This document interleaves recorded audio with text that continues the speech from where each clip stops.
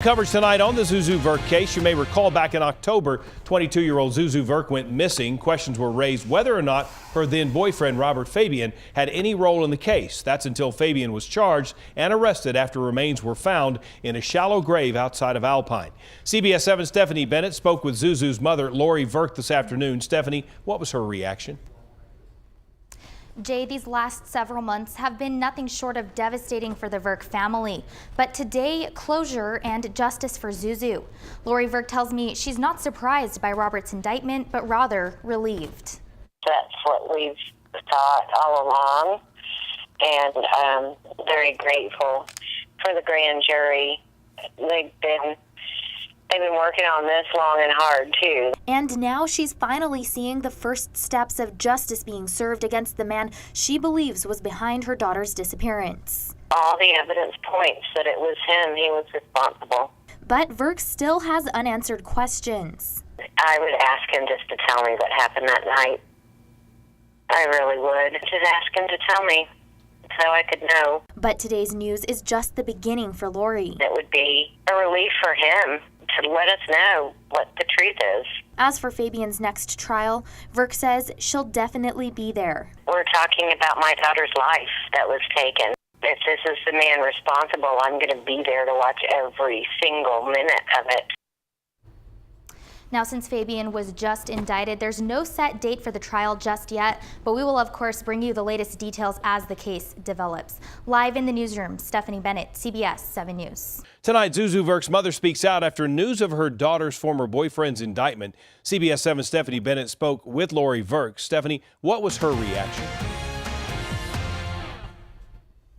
Lori wasn't surprised, but rather relieved, knowing her daughter's case is one step closer to justice. Up until recently, it was months of painful uncertainty as to where Zuzu was. And since his arrest, even more uncertainty, that is, until today. I know she would be hurting for us that we're hurting so bad. Unlike her friends and relatives, we never got the opportunity to meet Zuzu Verk. Like many of our viewers, we first heard of her last fall, a bright, smiling young woman with aspirations and a full life ahead of her. But October 12th was the last time the 22-year-old Sul Ross State University student was seen or heard from. Instinctively, her mother, Lori, knew something was wrong. I knew something bad happened that night. That weekend, multiple search crews were already on the lookout for Zuzu. It was just a matter of, I don't care what condition she's in, I just want to know where she is. But it wouldn't be until nearly 4 months later, February 3rd, her body was found in a shallow grave a couple miles outside of Alpine. Well, they actually came to my door, and I was so relieved. Really and truly, that's all you want when you have a person missing, especially your own child.